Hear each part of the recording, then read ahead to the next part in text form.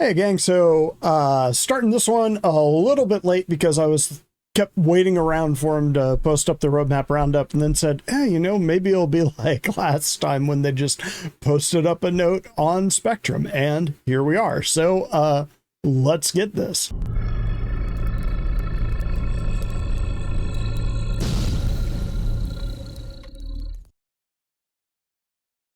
Okay, so we've got the roadmap roundup is again on Spectrum, and really quick, really short. They basically say, hi everyone, and this is Xylo, who I believe is above Jake in the hierarchy. Xylo's been there forever, so is Jake, really. But every 2 weeks, we provide a brief explanatory note alongside the roadmap roundup, the roadmap update to offer insight into the decisions behind any changes.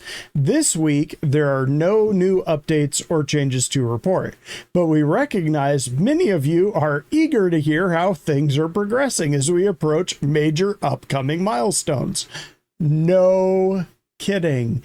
Alpha 3.2.4 and its related content will undoubtedly leave a lasting impact on various systemic gameplay features, which means it has had a lengthier Evocati and PTU than normal. This team is fully focused on closing this patch out while also wrapping up our release intentions for the rest of the year. We've made solid progress in mapping this out, and you can look forward to an update, including new additions to the progress tracker in our next roadmap roundup, or roadmap update. I will not hold my breath for them releasing that in 2 weeks, to be honest. We appreciate all your support, your activity, and participation. The PTU has been a huge help in preparing things for prime time. So let's go ahead and look at this. So this is a Reddit meme, is a Facebook meme for ages and ages and ages. I forget who originally did it. This one says 3.x. This thing actually started back in the 2.x days. But basically the patch is released. People post screenshots, videos, memes. Everybody's excited. Everybody's like, oh my God, this is the best thing ever. Then people get bored, get dramatic over everything, and the next patch enters Evocati PTU and the hype begins. So, and then the next patch is released. The whole cycle just keeps going and going and going. Those people who have been here for a while understand this. If you're new to the project, I'm sorry. The problem is that, and I'd say really since the pandemic, so like say mid 2020, CIG kind of switched their focus somewhere in there and sort of said, we're trying to do the PU and Squadron 42 at the same time, and we're not really making progress on either one. We have more of a fiduciary responsibility to get Squadron 42 out the door before the actors that were in it start dying, for example. So we're going to dial everything down. We're going to kind of simplify the PU. We're going to let the PU ride for a little while. We'll kind of throw out a couple bones here and there, but we're going to slow down production on the PU, and we're going to get Squadron 42 out the door. Chris Roberts moves from LA to the UK. They really start dialing down, and by all appearances, that's sort of where I'd say most of the dev energy has been pointed at. There are people who, I can hear the comments already where people are saying, yeah, but server tech and all of that isn't involved in Squadron 42.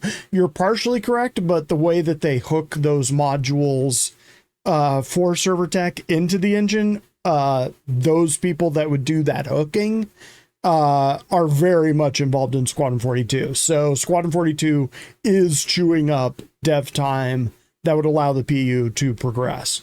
I'm not saying that's all what's going on here. This is also kind of the big roadblock for Star Citizen's PU's progress has been the servers. It's been that way since I'd say probably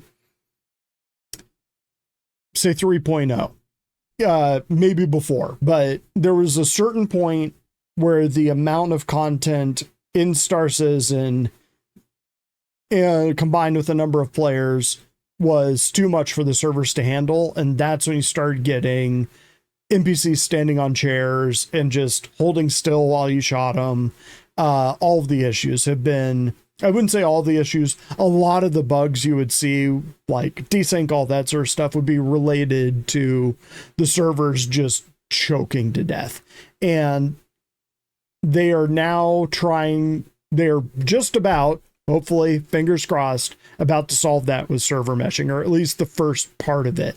They're going to have to iterate on it. There are definitely going to be some bumps along the way, but that's what 4.0 is all about. But the problem is for the community in this cycle is that a lot like when we moved from 2.6 to 3.0, there was like a year-long gap.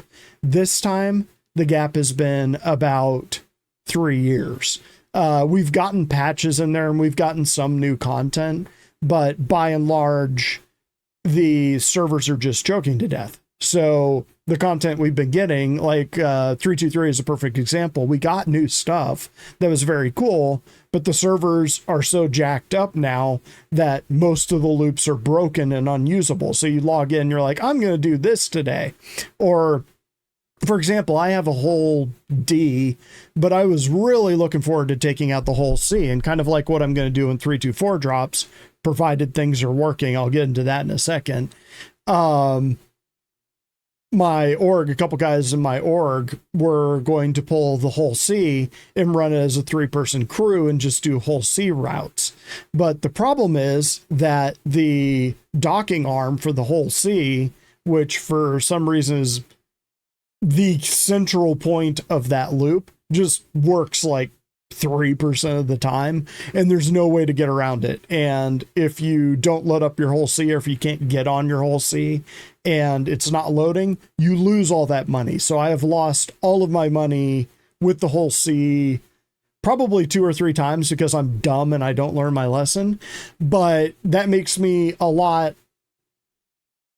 more skeptical, or I'd say a little bit twitchy about pulling the whole C and keeping and doing that loop and just getting wiped out each time. You can make a lot of money if you get on a good server, but that is a crapshoot.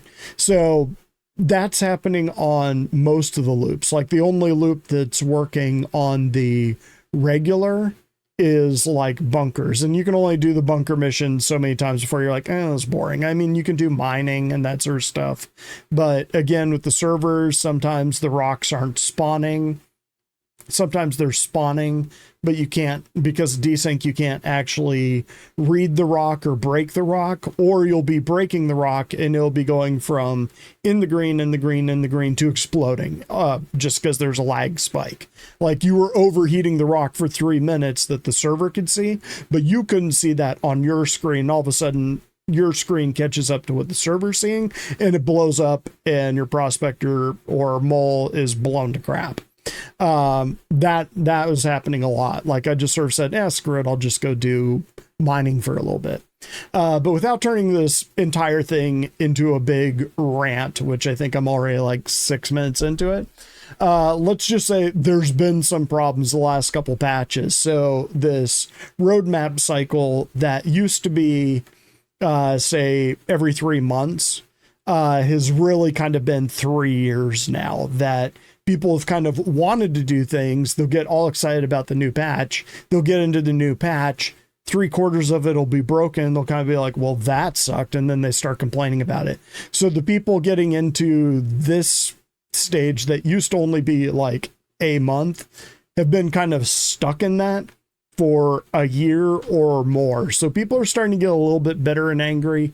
Hopefully the end of this year will be the end of this cycle.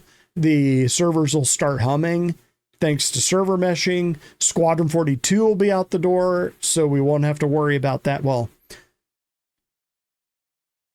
part 1 of Squadron 42 will be out the door, but the thing is that most of the development for Squadron 42 wasn't writing the story and putting the enemies on the level. It was building the engine that would make Squadron 42 possible. So chapter 2, or is it chapter or part? I'll just say part 2 and part 3 will go much smoother. They'll have a little bit of new tech that they're putting in there, but they don't have to build the whole engine basically from scratch like they did for this initial launch.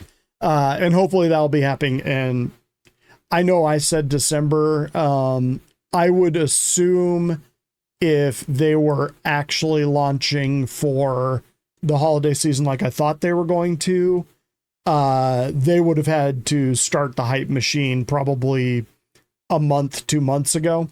But we'll see. They might surprise us. I would think probably what's going to happen at SitCon, they're going to say June of next year or something like that. They'll give it enough lead time that they can build up hype with the people that aren't watching micro YouTubers on the regular, people that have not heard of this project. And there are many, or they've heard that it's crap. Like they generated a lot of hype on 323. Big streamers came in to see what all the hype was about and walked away disappointed. That's a bad look. Unfortunately, because there is a ton of promise in this project.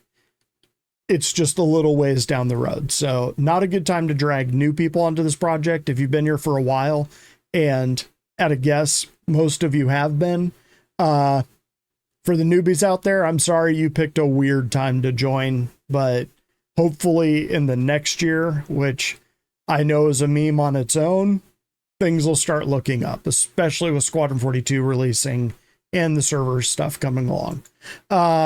This week, I just sort of wanted to say one last thing on the information that we're getting. We're going to start moving into what we call the SitCon envelope, where they basically start cutting down on the information they're giving us because they're going to have a bunch of shows and content at SitCon, and they don't want to undercut that by telling us stuff now. During the last 3 years, it's been kind of a meme that when they hit that stage, they just give us a bunch of information about Pyro that they've already said. And so that'll be the ISCs will be kind of, we've made Pyro or jump points or something that you've already heard about. Fire would be a good example, which is awesome, but we've seen Fire a few times. We'll start getting things on like sound development, and these are our voice actors. The Friday shows will be interviewing lesser known devs and just kind of getting to know them rather than what I would say are more working or informative Friday shows where they're kind of like, this is what we're making, this is how it'll work, let's explain our thought process behind this loop. Those aren't going to be the next few Friday shows. Like this one right here might be the last of our informative ones. So Friday SEL Q&A, this is going to be tomorrow, probably a couple hours after you watch this vid. Rick Porter and Ed Fuller again answer your questions about jump points leading us into the Pyro system. So again, they're talking about Pyro, but unlike the last couple of years, it does actually sound like we'll get Pyro. It turns out one of the things that I was kind of guessing on, I think it was in my exploration vid, and I'll put it up there just so that I look smart. I was saying that the jump points would have little side passages you could go so that someone couldn't actually lock down a system. So you could lock down the main jump point, but there'd be other ways to kind of sneak around that to get into or out of a system. A big org, like let's say Test wanted to lock down Pyro, they wouldn't be able to do it because you'd be able to find these little unstable micro passages out. And it sounds like that's exactly what they're doing, which is good game design, because it's no fun when a big org can just sort of say, you can't use this thing, only we can. And that thing is an entire system. Yeah. So good game design there. But anyway, the Friday shows, I would expect them to start getting less informative and more just kind of meet the devs, which is fine by me. I mean, it's pretty awesome that Jared he gives these guys light. So he shines a light on them. A lot of these devs are going to go on to other projects. They're going to go on to other game studios and that sort of thing. And this is kind of a cool call out to say, thanks for what you're doing for us, but look at these guys kind of a thing. And I mean, it's never awesome when you lose one of your rockstar devs to some other project, but it happens. And CIG is not hiding these people and doing these nasty non-compete clauses. At least I don't think they are. I assume you can't share tech, but you can go and do your thing. Anyway, hopefully next week, Silo, Jake, and gang can get the new stuff up and running. I've said a few times this year that the new progress tracker, at this point, we're deep into Q3, starting to shift into Q4 here in about a month. So, maybe just let it ride unless it's going to be amazing. The progress tracker was really huge, especially for this channel in its earlier days, because it is really the way that you could get a lot of context of what they were working on. I think that if they just made the regular release view of the roadmap more intuitive and context friendly, it would be a lot more useful, and they wouldn't need the they wouldn't need the progress tracker. Anyway, you can sort of see most of the things here. I bet if I put it on top reply is going to be really salty. Bold to suggest here there will be a progress tracker update in 2 weeks. Playing week, month, quarter, year continues. Yeah, and that is...